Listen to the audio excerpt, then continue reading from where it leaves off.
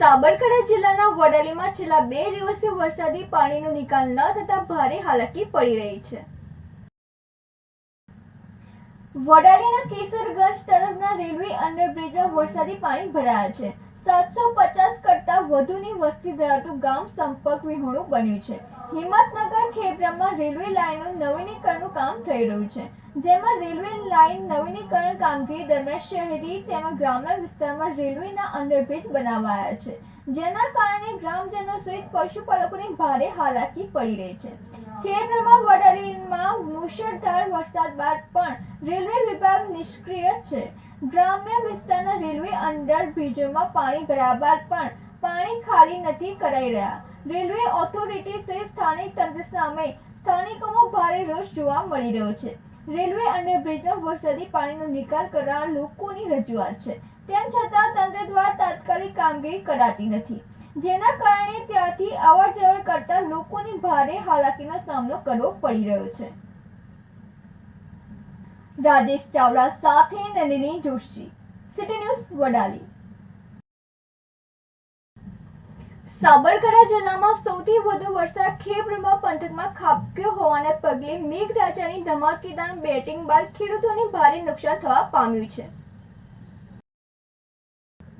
2 દિવસ અગાઉ સમગ્ર સાબરકાંઠા જિલ્લામાં સૌથી વધુ વરસાદ ખેબ્રામાં પંથકમાં ખાબક્યો હોવાને પગલે મેઘરાજાની ધમાકેદાર બેટિંગ બાદ ખેડૂતોને ભારે નુકસાન થવા પામ્યું છે। ખેબ્રામાં સહિત ગ્રામ્ય પંથકમાં વરસાદી પાણીએ સર્જેલી તારાજીના દ્રશ્યો જોઈ ખેડૂત આલમ પણ હવે ચિંતાતુર બન્યો છે।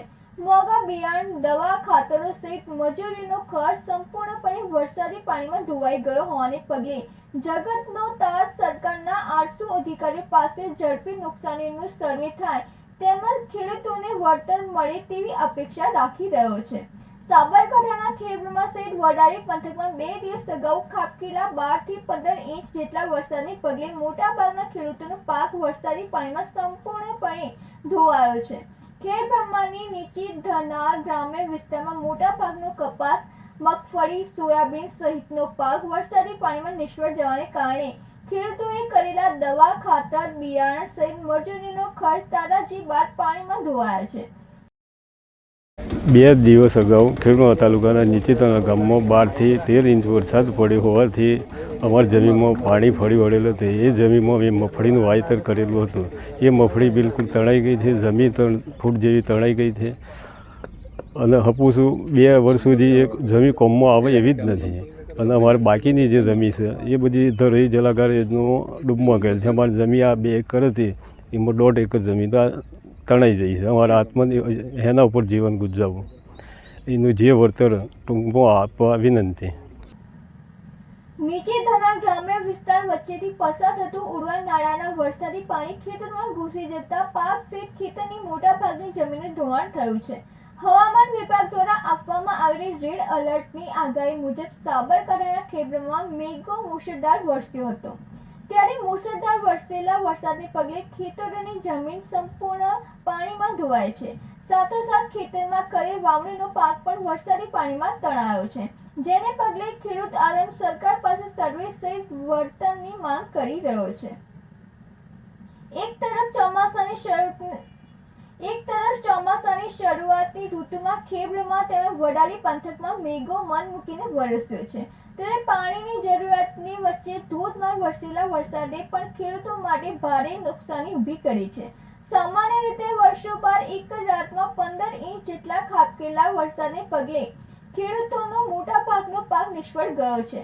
વરસાદે સર્જેલી તારાજીને પગલે ખેડૂતોએ કરેલો ખર્ચ પણ હવે ધોધમાર વરસાદમાં ધોવાઈ ચૂક્યો છે।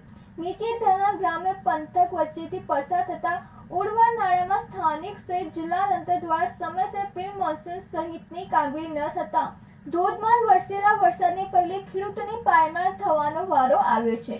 મુશળધાર વરસેલા વરસાદને પગલે ગ્રામ્ય પંથકમાં 100 એકર કરતાં વધુ જમીનમાં વવાયેલો મગફળીનો પાક નિષ્ફળ જવાને પગલે ખેડૂતોએ વાવેલો ચોમાસુ પાક ખેડૂતો માટે નુકસાનીનો પાક સાબિત થયો છે।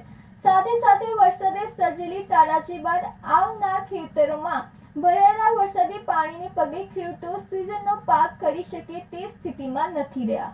જો કે 2 દિવસ અગાઉ વરસેલા મુશળધાર વરસાદને પગલે થયેલ પાક નુકસાની સહિત ખેડૂતોની જમીન ધોવાણ મામલે સરકારી તંત્ર સહિત ખેતીવાડી વિભાગ દ્વારા ચોક્કસ સર્વે કરવામાં આવે તે મહત્વનું બન્યું છે, પરંતુ આવનાર સમયમાં ખેડબ્રહ્મા સહિત ગ્રામ્ય પંથકમાં થયેલા પાક નુકસાની સહિત જમીન નુકસાની બાબતે સ્થાનિક તંત્ર દ્વારા કેવા અને કયા પ્રકારના પગલાં ભરવામાં આવે તે પણ મહત્વનું બની રહ્યું છે.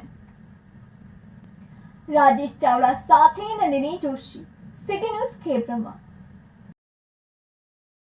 તાજેતરમાં થયેલ વરસાદના કારણે નીચે દનાલથી ખેડબ્રહ્મા આવતું ઊંડવાનું ઓગું છલોછલ છલકાઈ ગયેલ, જેના કારણે આજુબાજુના ખેતરોમાં પાણી ફરી વળેલ.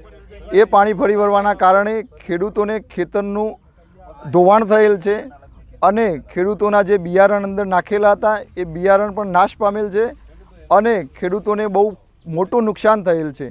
તો સરકારશ્રીને અમારી નમ્ર વિનંતી છે કે આ થયેલ નુકસાન માટે સરકારશ્રી દ્વારા સર્વે કરવામાં આવે અને ખેડૂતોને તેનું વળતર ચૂકવવા માટે અમારી ગામ વતીથી સરકારશ્રીને વિનંતી છે. સાબરકાંઠા જિલ્લાના પ્રાંતિજ તાલુકાના ઝીંઝવા ગામે વોર્ડ નંબર 2 નું મતદાન યોજાયું હતું. પ્રાંતિજ તાલુકાના ઝીંઝવા ગામે વોર્ડ નંબર 2 માં તંત્રની ભૂલના કારણે ઉમેદવારના ચૂંટણી નિશાન બેલેટ પેપરમાં ખોટું છપાતા ફરી મતદાન યોજાયું છે.